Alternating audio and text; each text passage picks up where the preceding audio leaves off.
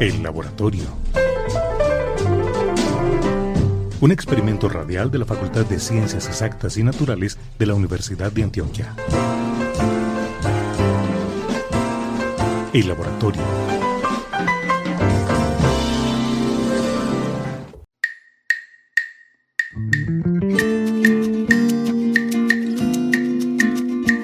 Aclaración para el que aún no se ha enterado de quién yo soy. Adelante, bienvenidos al laboratorio, este experimento radial creado en la Facultad de Ciencias Exactas y Naturales que se presenta por la emisora cultural de la Universidad de Antioquia, Sistema de Radio Educativa.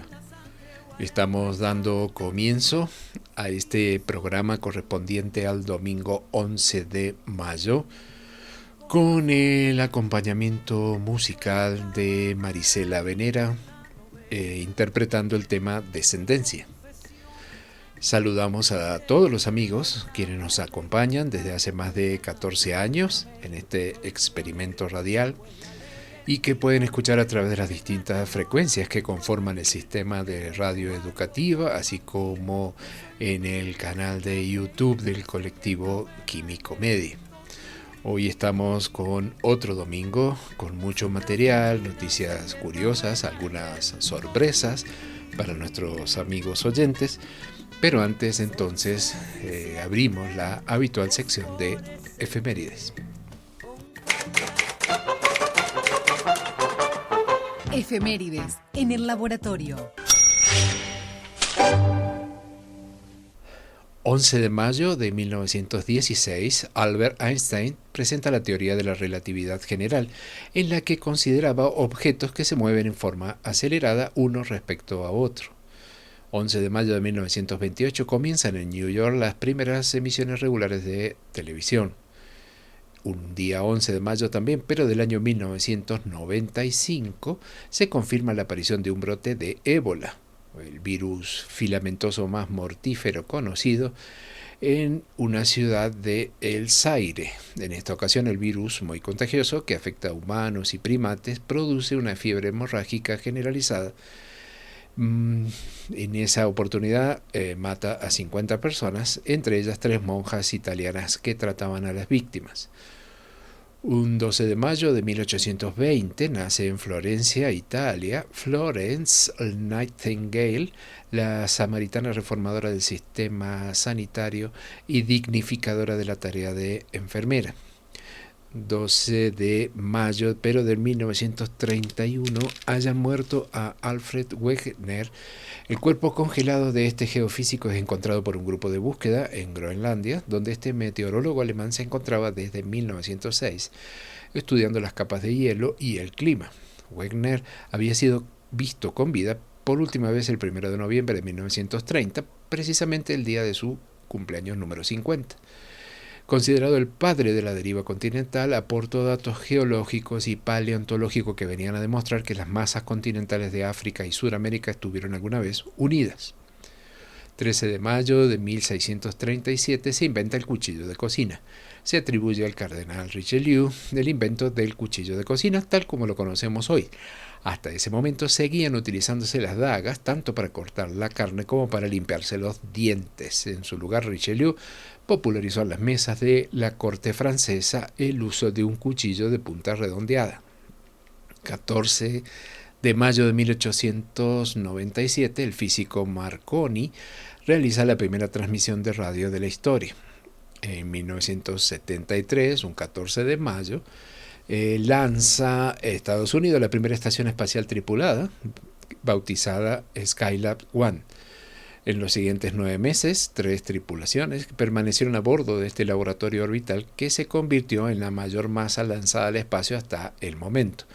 En julio de 1979, este laboratorio fue destruido intencionalmente y constituye el antecedente o uno de los antecedentes de la conocida Estación Espacial Internacional.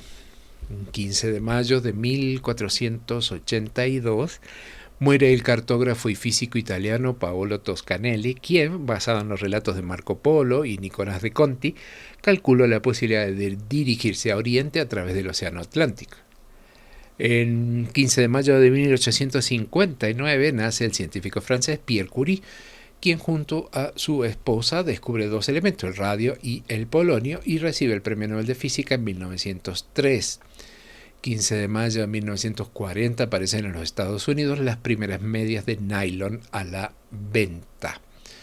El 15 de mayo de 1985 advierte la Organización Mundial de la Salud sobre el SIDA y su efecto de epidemia. 16 de mayo de 1830 muere el matemático y físico Joseph de Fourier, quien en su tratado Teoría Analítica del Calor de 1822 empleó series trigonométricas, conocidas como series de Fourier, mediante las cuales las funciones discontinuas pueden expresarse como la suma de una serie infinita de senos y cosenos. Y un 17 de mayo de 1749 nace el médico Edgar Jenner, descubridor de la vacuna contra la viruela. Y también un 17 de mayo, pero de 1883, nace la teoría de la disociación electrolítica. El químico sueco Svante Arrhenius concibe las ideas sobre su teoría de la disociación durante una noche en vela. Según esta teoría, cuando una sustancia como la sal, que es cloruro de sodio, se disuelve en agua, se disocia en iones cargados eléctricamente. En este caso, por ejemplo, iones positivos de sodio y negativos de cloruro. La idea, que en un primer momento resultó muy controvertida, hoy es considerada básica para entender la química de los compuestos iónicos. Y vale la pena, ya que hablamos de Svante Arrhenius, que fue alguien que también trabajó y también se preocupó por el aumento de la temperatura de la Tierra, y también realizó muchos aportes y estudios que anticiparían lo que actualmente conocemos como calentamiento global. Estás escuchando El Laboratorio. Irreverente, caballero, yo no tengo sustituta, apasionada y buena gente, soy una. Continuamos con el laboratorio, y en una de las galerías que venimos transitando domingo tras domingo solemos hablar de misiones espaciales que no terminaron tan exitosamente como se las había previsto. Para el año anterior, para el año 2024, probablemente quien lleva el poco honroso título de ser probablemente la empresa que más ha fallado ha sido la empresa Boeing, porque conocemos que surgieron y ha tenido muchos inconvenientes con algunos modelos de aviones, pero también a nivel de exploración aeroespacial. En este sentido, una nave que diseña Boeing, la Starliner, ya parece que venía con problemas desde el año 2014, cuando Boeing gana uno de los dos contratos para construir un reemplazo para el transbordador espacial para llevar astronautas a la Estación Espacial Internacional. Un contrato lo gana Boeing y el otro contrato lo gana SpaceX, cuya la nave Dragon se lanzó con éxito en el 2020. Después de muchos años de atrasos, Starliner finalmente se lanza en junio del año pasado, y el director ejecutivo de Boeing advirtió de antemano que la expectativa de los medios no debería ser la perfección.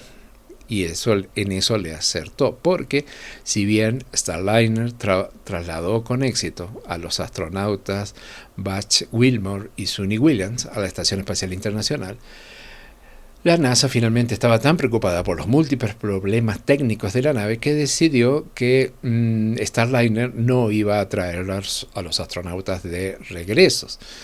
Recordemos que ellos fueron, entiendo, solo por una semana a la estación espacial y finalmente tuvieron que quedarse como 9 meses. De todas maneras, en septiembre del año anterior, Starliner regresó a la Tierra sin sus tripulantes, y llegó bien, pero por las dudas se canceló la posibilidad de utilizar esta nave en beneficio de su competidor SpaceX. Y hablando de naves espaciales y de cómo a veces la ciencia ficción se parece tanto a la realidad o la realidad se parece tanto a la ciencia ficción, hay una nota curiosa que tiene que ver cuando mencionábamos recién cuando se utilizaban los transbordadores espaciales, cuando llega el momento de lanzar o de disponer del primer transbordador espacial. Una de las curiosidades gira en torno al nombre que llevarían estas naves. Recordemos que los transbordadores espaciales, cada uno de ellos tenía un nombre diferente. Y lo curioso es que para el primer transbordador espacial influyeron notablemente los fans de una famosa serie de televisión, Star Trek.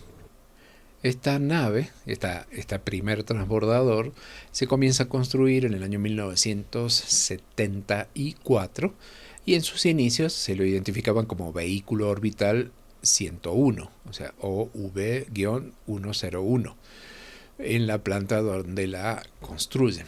Y se planeaba, el debut de esta nave estaba organizado para el año 1976. En ese momento se le asigna el nombre Constitution en honor al bicentenario de los Estados Unidos.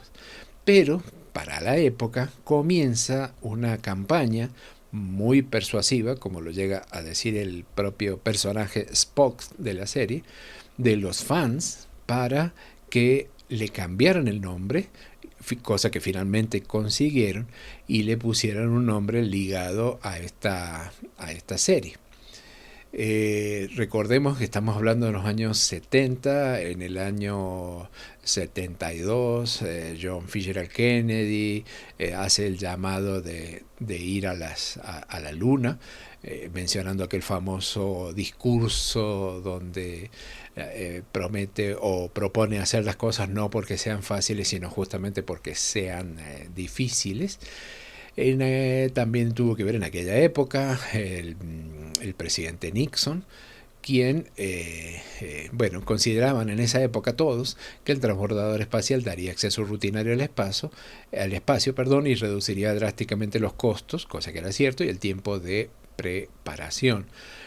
Es entonces que debemos hablar de del primer transbordador que originalmente se había asignado o tenía el nombre de Constitution, pero hubo esta influencia de la serie Star Trek, que en esa época era realmente muy muy famosa, y por esa razón se decide cambiarle el nombre de Constitution a Enterprise, como homenaje a la serie.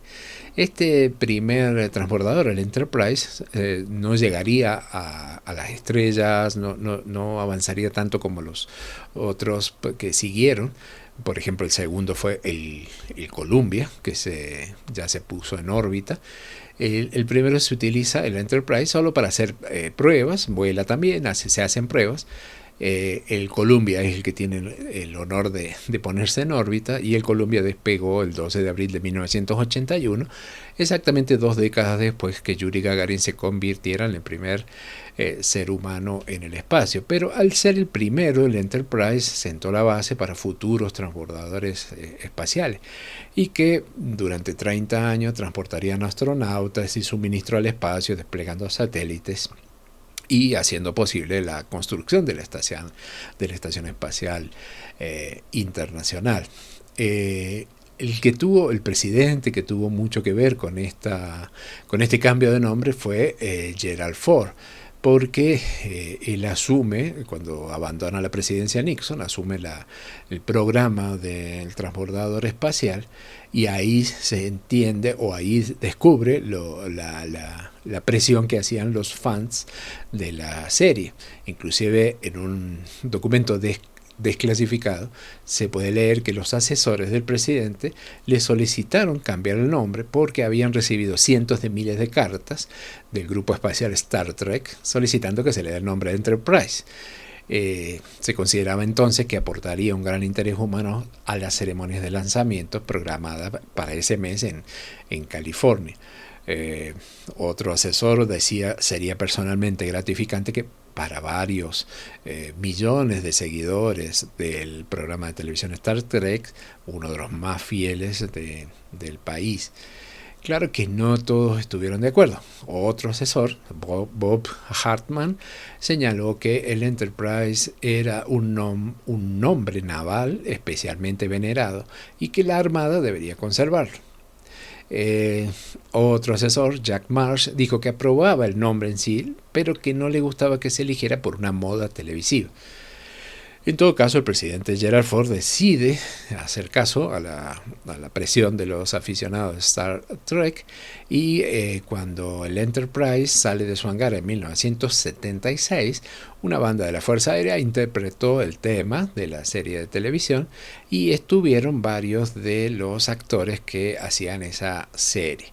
La nave realizaría su viaje inaugural a la atmósfera terrestre en 1977, 2 años antes de que la franquicia se reestrenara en la pantalla. Hoy en día, todos los que sean enamorados de este tipo de misiones pueden visitarlo al Enterprise, que se encuentra posado, digamos, en la cubierta del portaaviones USS Intrepid, que ese es un portaaviones que está anclado en la ciudad de New York y donde se pueden observar no solo a este Enterprise, también se puede visitar y conocer de cerca al Concorde y a muchos aviones y helicópteros que hicieron parte de la historia de la aviación en Estados Unidos. Volver al malecón con ilusión, que huele libre en mi corazón. Volar, cantar sin opresión, volar en paz, sin antifaz. ¡Qué bendición! Continuamos en el laboratorio y decíamos al principio que teníamos alguna sorpresa para todos nuestros amigos quienes nos acompañan desde hace más de 14 años.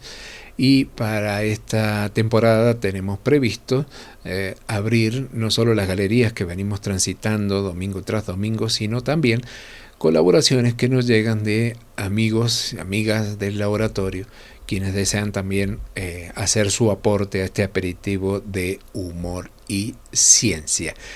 Es entonces que con mucho gusto este domingo vamos a hacer la apertura formal de una nueva sección de El Laboratorio que invitamos a que la escuchen a continuación.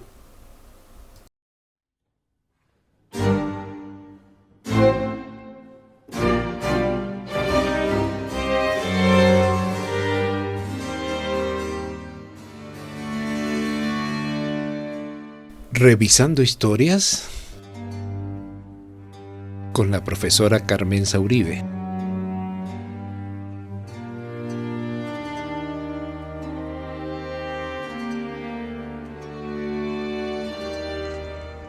Hay una escena en la película Troya de 2004 entre los actores Brad Pitt, que hace de Aquiles, y Eric Bana, que hace de Héctor.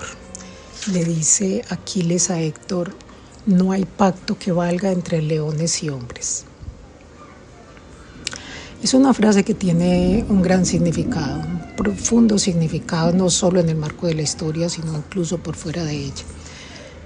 No vamos a hacer la interpretación aquí de esa historia, sino que vamos a decir que Brad Pitt no está recitando una línea brillante que se le ocurrió a un guionista de Hollywood, sino que está hablando las palabras de Aquiles en inglés, las que Homero escribió en griego hace más de 2000 años en la Ilíada.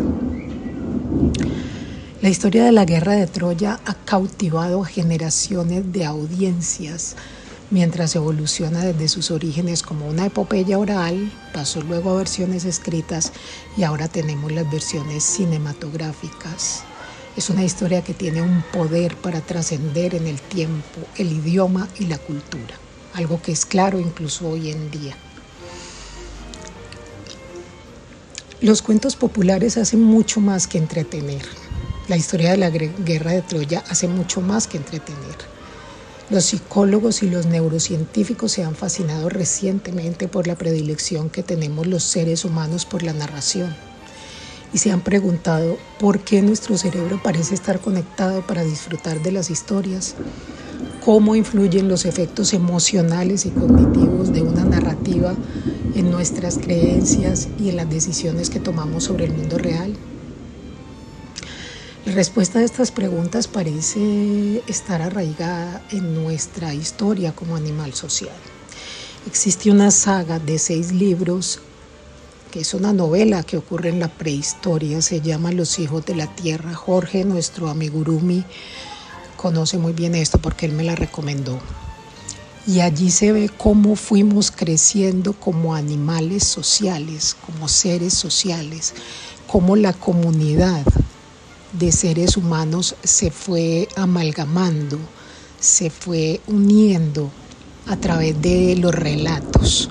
Es claro en esta novela que cuando venía la época del invierno, que eran muchos meses, todas las personas de la tribu o de esa comunidad que se estaba narrando allí permanecían encerrados en las cuevas.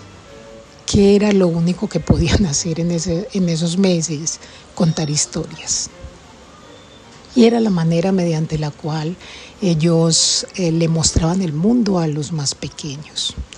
Y era también la manera mediante la cual ellos compartían las experiencias que habían tenido en los meses de verano mientras todos estaban por fuera de las cuevas.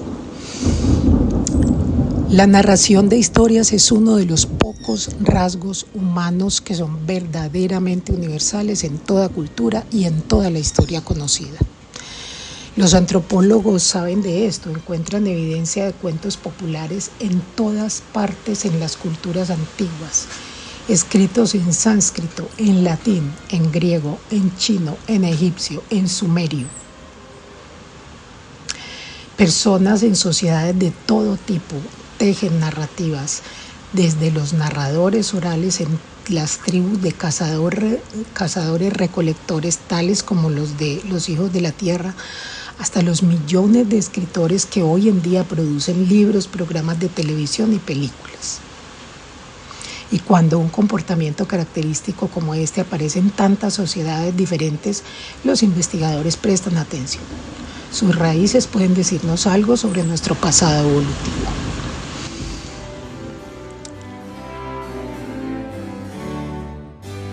Revisando historias.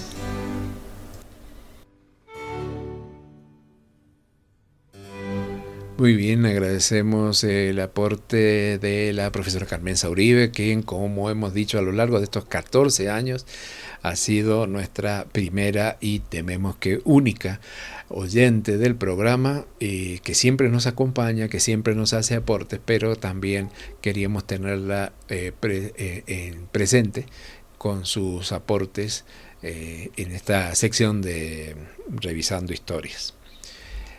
Para terminar este programa de hoy, que hemos hablado mucho de misiones espaciales y cosas que siempre nos sorprenden porque son que siempre tenemos noticias sorprendentes sobre las cosas que se van consiguiendo en la investigación aeroespacial.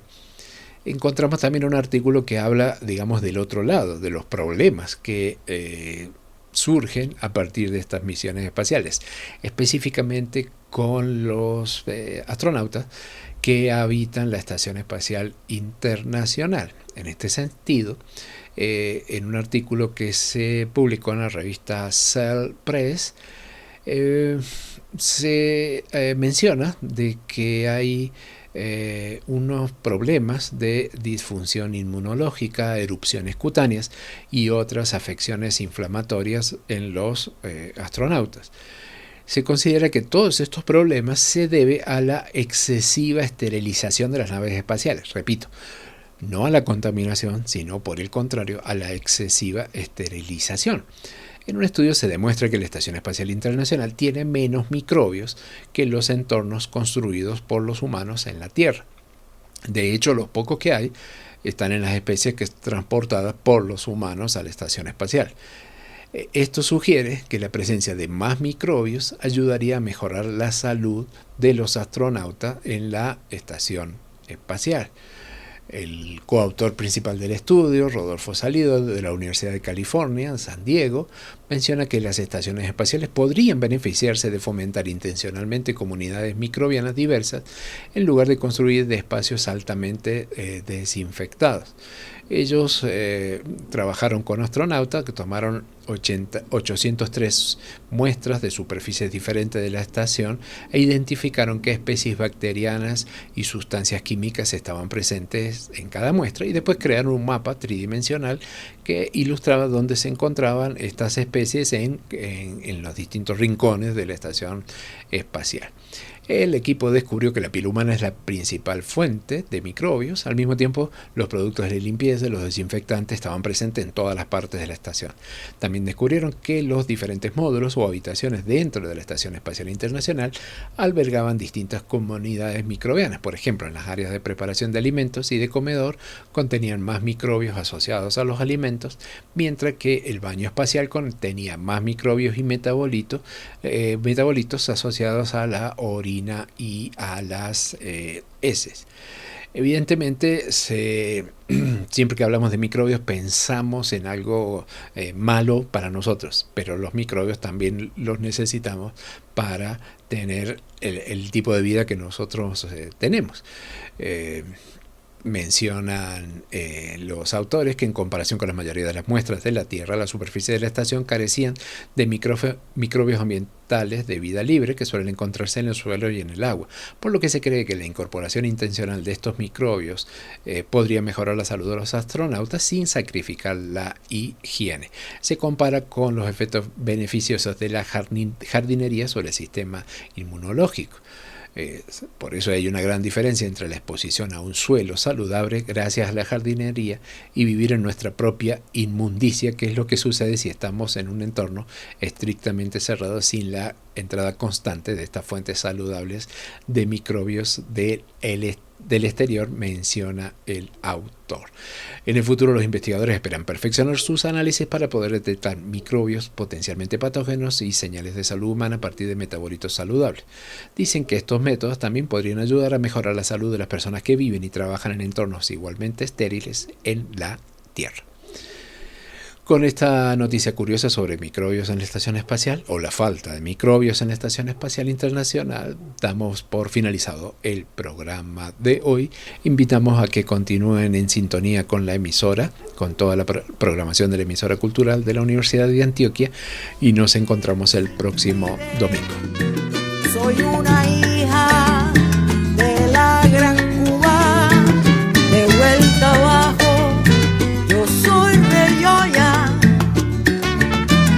Que amo a mi tierra, no se disputa. Soy orgullosa de ser criolla. Soy una hija de la gran Cuba.